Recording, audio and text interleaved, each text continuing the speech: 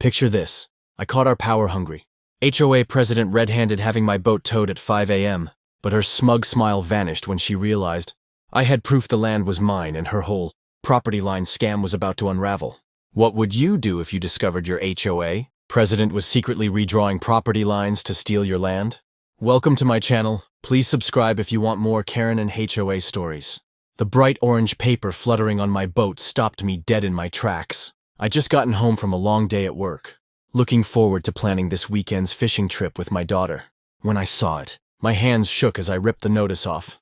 My beloved 24-foot fishing boat that had been in our family for 3 generations. The paper was warm from sitting in the sun all day, and the words made my blood boil. Violation notice unauthorized. Vehicle storage, remove within 48 hours or face immediate towing and fines. At the bottom was a signature I'd come to dread. Margaret Winters, HOA president. I looked at my boat, sitting proudly in the exact same spot where it had been for the past 5 years. Well within the boundaries of my property. My grandfather's compass still hung from the steering wheel, catching the evening light. We'd never had any problems before. Margaret moved in 6 months ago, and somehow got herself elected as HOA president. Just then, I heard the distinct click-clack of expensive heels on pavement. Margaret was doing her daily inspection walk, clipboard in hand, her perfect blonde bob swaying as she marked down every blade of grass that dared to grow a millimeter too high. She spotted me holding the notice and headed straight for my driveway. "Oh good, you found my notice," she said with a smile that didn't reach her eyes. "That boat simply has to go. It's lowering property values, and the HOA bylaws clearly state no recreational vehicles can be stored in plain sight." She tapped her perfectly manicured nail on her clipboard. I took a deep breath, remembering the property survey I'd done when I first moved in. "Margaret, this boat is parked on my private property. The land extends 15 feet beyond where you think it ends. I have all the documentation to prove it." Her smile flickered for just a second. "Well, I have updated plans that show otherwise. The HOA recently had all property lines reassessed. This area," she gestured vaguely at where my boat sat, "is actually common ground now." Something felt very wrong about that statement. I'd never received any notice about property reassessment, and I served on the architectural committee until Margaret dissolved it last month. As if reading my thoughts, my neighbor Linda Chen called out from her porch across the street. "That's funny, Margaret. I worked at the county clerk's office for 30 years. And I don't remember seeing any recent surveys filed for our neighborhood." Margaret's face turned pink. "The paperwork is being processed. Regardless, that boat needs to be moved by Friday, or I'll have it towed." She spun around and click-clacked away, but not before I saw her shoot a worried glance at Linda. Later that evening, while digging through my filing cabinet for my property documents, I got a text from Derek next door. "Hey, check your security cameras from last Tuesday. Margaret was measuring your property line at 2 a.m. with some guy I've never seen before." I pulled up the footage, and sure enough, there was Margaret in the dark, whispering and pointing while a man in a suit took measurements. But what really caught my eye was what happened after they thought they were out of camera range. Margaret handed the man an envelope that looked suspiciously thick. My daughter came into my office, seeing me hunched over the computer. "Dad, are we still going fishing this weekend?" The worry in her voice made me even more determined to fight this. I picked up my phone to call Linda. If Margaret wanted to play games with property lines, she was about to learn she'd picked the wrong family to mess with. But as I dialed, I noticed something odd in the camera footage that made me pause. Margaret and her mystery man weren't just measuring my property line. They were measuring everyone's. What exactly was our new HOA president up to? The emergency HOA meeting was set for 7 p.m. in the community center, but I arrived early with a folder full of evidence. I wasn't going to let Margaret Winters bully me into moving my boat without a fight. As other neighbors filed in, I noticed Margaret huddled in the corner with her loyal followers, shooting smug looks my way. I spent my whole lunch break at the county records office that day, digging through property documents. The nice clerk there, Mrs. Rodriguez, even stayed late to help me find the original neighborhood plans from when our houses were first built. She seemed worried when I told her about Margaret's new property line claims. When it was my turn to speak, I walked to the front of the room calmly. Margaret sat there in her designer blazer, tapping her expensive pen against her notepad, like she couldn't wait to write up more violations.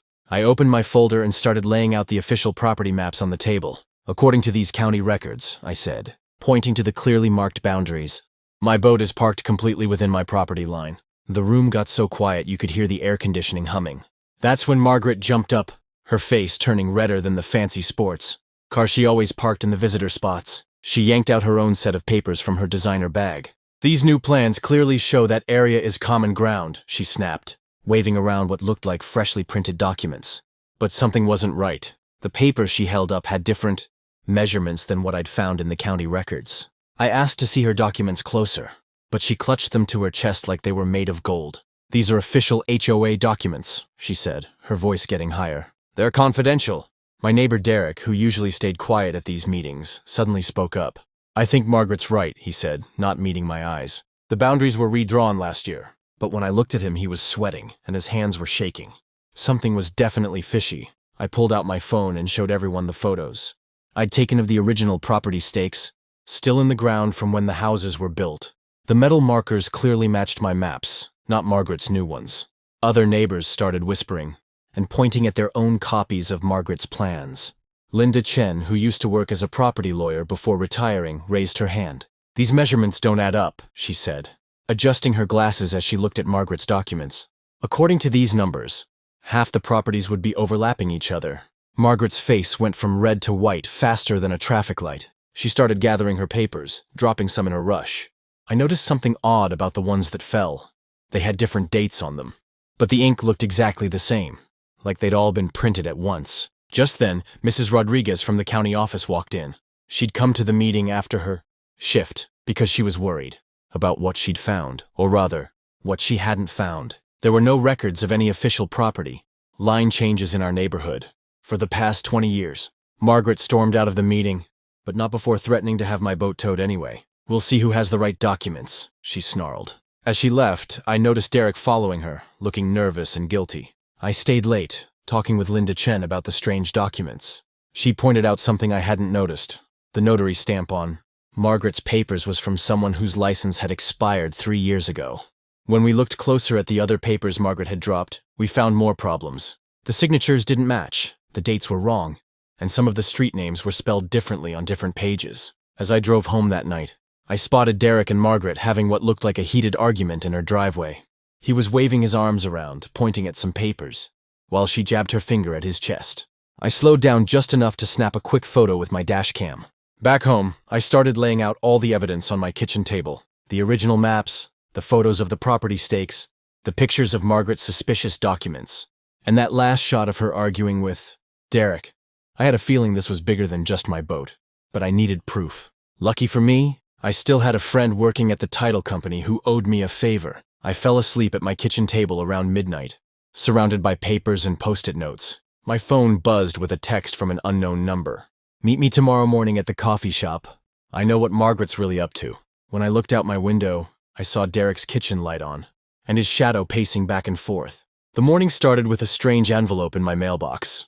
Inside was a handwritten letter from Derek, my neighbor of 5 years, and my hand started shaking as I read it. "I need to tell you something that's been eating me up inside," the letter began. "Margaret has dirt on all of us, but what she's doing to you isn't right." I sat down on my front steps, reading how Derek had been helping Margaret create fake property documents. She'd caught him building his pool house without permits last summer, and instead of reporting him, she'd made him an offer he couldn't refuse. He would help her with her property adjustments, and she would make his permit problem disappear.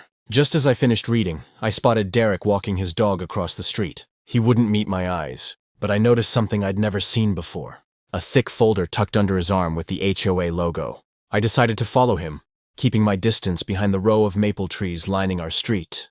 Derek didn't go to the dog park like usual. Instead, he headed straight to Margaret's house, letting himself in through the side gate. I crept closer to the fence, my phone ready to record. Through the gap in the boards, I could see them spreading papers across her patio table. Margaret was pointing at different areas on a map, while Derek nodded and made marks with a red pen. Suddenly, my view was blocked by Margaret's daughter, Emma, who'd caught me peeking. But instead of raising the alarm, she motioned me to meet her around the corner. Emma looked nervous as she whispered, "Mom's been doing this for years. She has a whole filing cabinet of altered property documents in her home office. She made me help organize them last month." My mind was racing. This wasn't just about my boat anymore. This was organized fraud. Emma explained that her mom had been slowly redrawing property lines throughout the neighborhood, creating new common areas that gave the HOA, meaning Margaret, more control.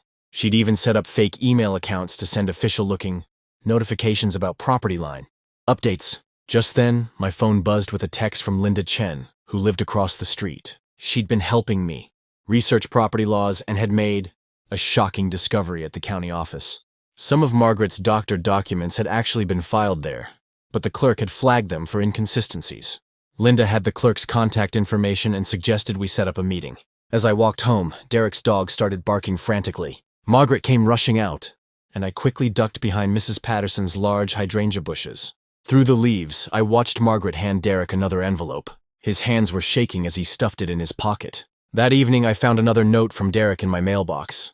This one had copies of emails between him and Margaret, showing how she'd threatened other neighbors too. But the real bombshell was a USB drive, containing scans of the original neighborhood, plans from 1995, before Margaret started making her adjustments. I was about to call Linda with this new evidence when I noticed a moving truck backing into Derek's driveway. He was loading boxes in the dark, his wife crying softly as she carried out their family photos. They were running away instead of facing what they'd done. I stood there watching them pack, torn between anger at their cowardice and understanding their fear. Margaret had built herself a house of cards, using everyone's secrets to keep them in line. But she didn't know about Emma's confession, Linda's discovery at the county office, or the USB drive now hidden safely in my desk.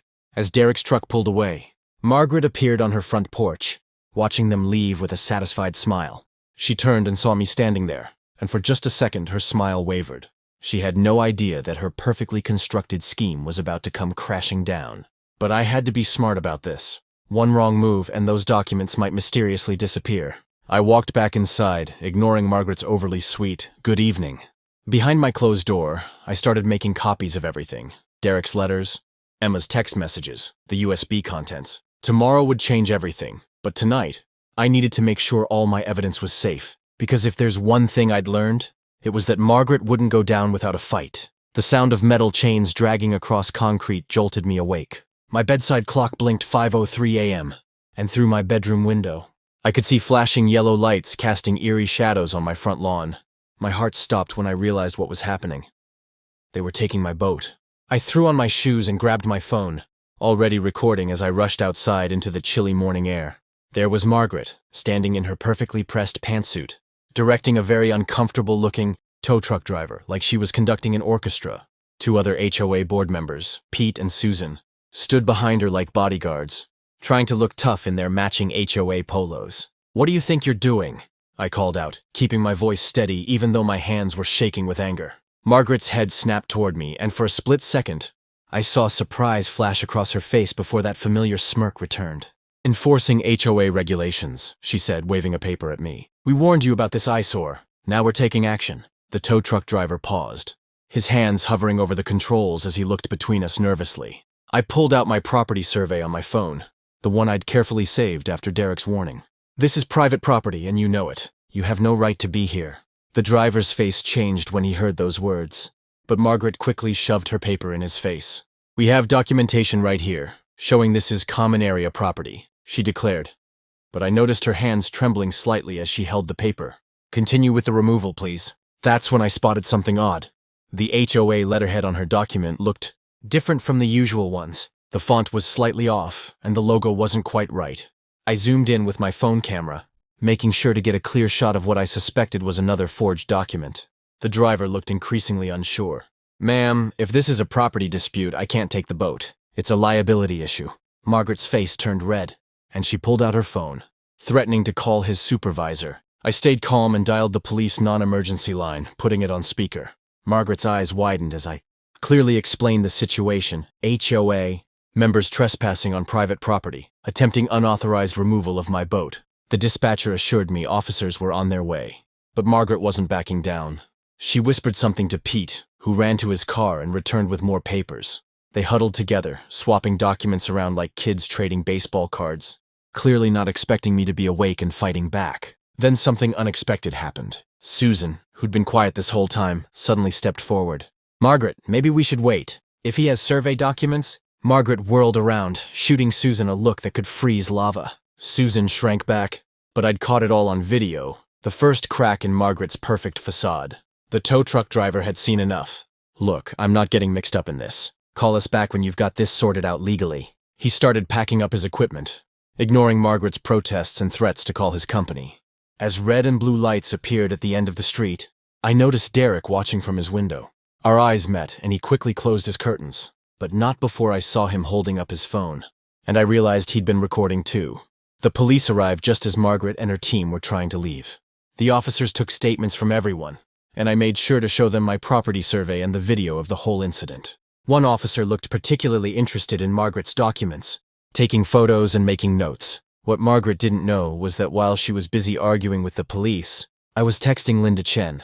As a retired property lawyer, Linda had seen plenty of HOA overreach in her time, but even she was shocked by the photos I sent her of Margaret's suspicious documents. As the sun rose over our neighborhood, Margaret and her crew finally left, but not before she turned and said something that sent chills down my spine. "This isn't over.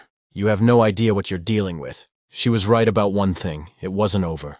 Because while she was focused on towing my boat, she didn't notice the security cameras I'd installed after Derek's warning, catching every moment of her early morning raid from multiple angles. And those cameras caught something else too. Something that would turn this whole case upside down. I just had to wait for Linda to confirm what I thought I was seeing in those documents. I couldn't sleep after my boat was towed, so I decided to do some digging. Linda Chen, my neighbor who used to be a property lawyer, invited me over for coffee the next morning. When I showed her my old property maps, she nearly spilled her drink. The boundaries were completely different from what Margaret had been showing everyone. Linda pulled out her laptop and logged into the county records website. We spent hours comparing documents, and what we found made my heart race. Every single property line change in our neighborhood over the past year had Margaret's fingerprints all over them.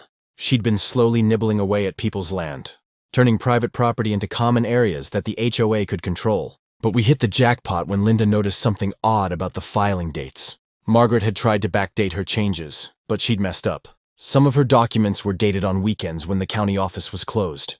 Even better, the clerk who supposedly signed them had retired 2 years before the date on the papers. My phone buzzed with a text from Derek's wife, Amy. She was crying, saying Derek hadn't slept in days because of guilt. She sent me photos of meetings where Margaret had pressured Derek to help her create fake documents. Margaret had promised to ignore his illegal pool house, but now she was threatening to report it anyway. Things got even more interesting when Mrs. Rodriguez from down the street stopped by. She'd overheard Margaret on the phone with someone from another HOA, teaching them how to adjust property lines to create more common areas. Mrs. Rodriguez had recorded the whole conversation on her phone because she thought it sounded fishy. Linda and I drove to the county clerk's office to dig deeper.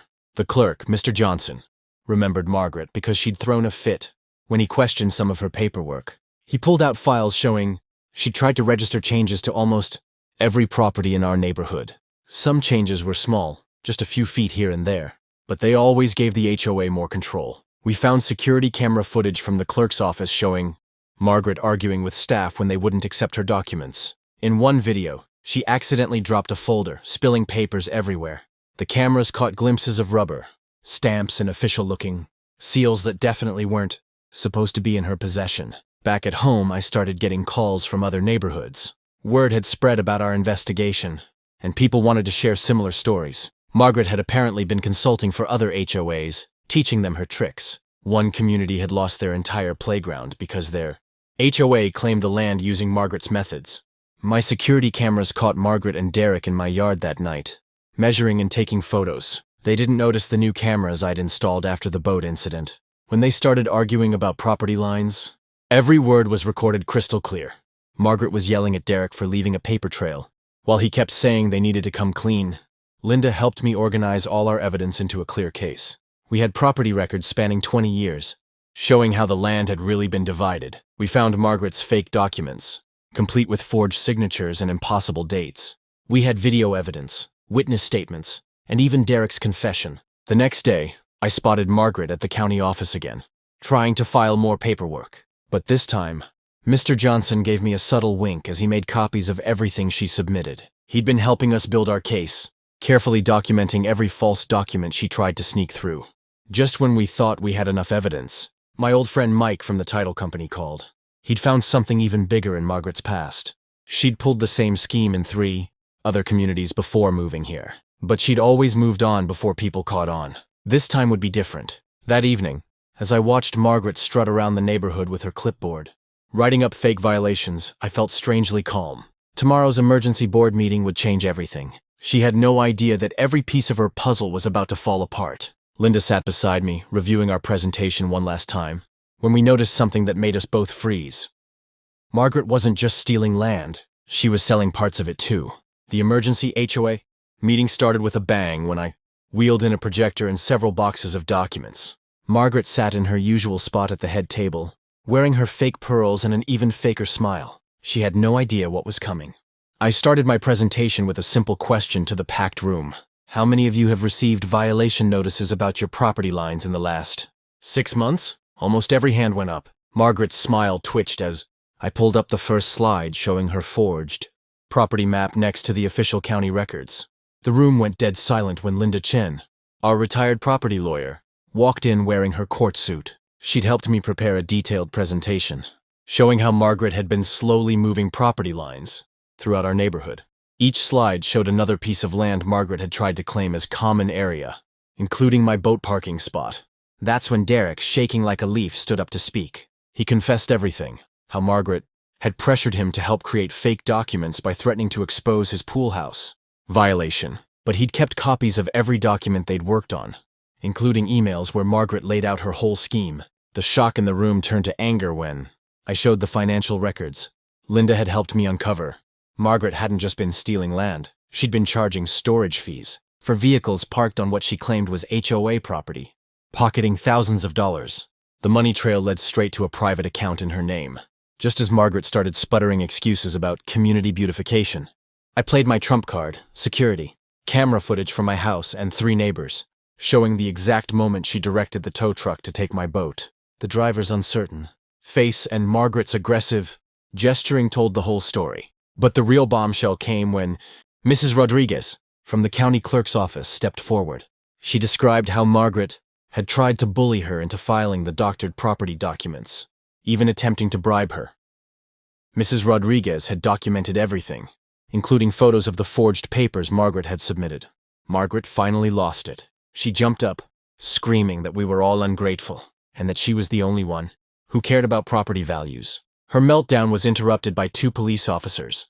Walking in, they'd been waiting outside. After reviewing our evidence earlier that day, the vote to remove Margaret was unanimous, as she was escorted out, still yelling about her vision for the community. I noticed Derek crying with relief in his seat. The weight of his guilt had been crushing him, and now he could finally breathe. We spent the next 3 hours electing a new board and starting the process of correcting all the property records Margaret had tried to alter. Linda Chen became our new president, promising transparency and proper legal procedures for everything. The next morning, I got my boat back. The towing company apologized and refunded all fees after seeing the real property documents. They even offered to testify against Margaret if needed. A week later, Margaret's house went up for sale. While helping the real estate agent measure the property lines correctly, we discovered something interesting. Margaret's own backyard was smaller than she'd claimed. She'd been living on her neighbor's land for years, thanks to her own fake property maps. The story made the local news, leading other HOA communities to start checking their own property records. 3 other HOA presidents in nearby neighborhoods suddenly resigned. Linda got calls from lawyers representing homeowners in similar situations, all asking for advice. Yesterday, I saw Margaret looking at houses in a nearby gated community. She was carrying a folder labeled Community Improvement Plans. I thought about warning them, but then had a better idea. I called Linda, and we decided to start a website tracking HOA fraud cases. We'd help other homeowners spot the warning signs and fight back with facts and documentation. As I parked my boat in its rightful spot this morning, I noticed Derek installing security cameras on his house. He waved and smiled, a real smile this time. Sometimes it takes a storm to clear the air, and our neighborhood was finally breathing freely again. But this morning I got an interesting email from a homeowner in that gated community Margaret was eyeing. They wanted to know more about our experience. I looked at my boxes of evidence and smiled. Maybe it was time to pay it forward and help another community avoid what we'd been through.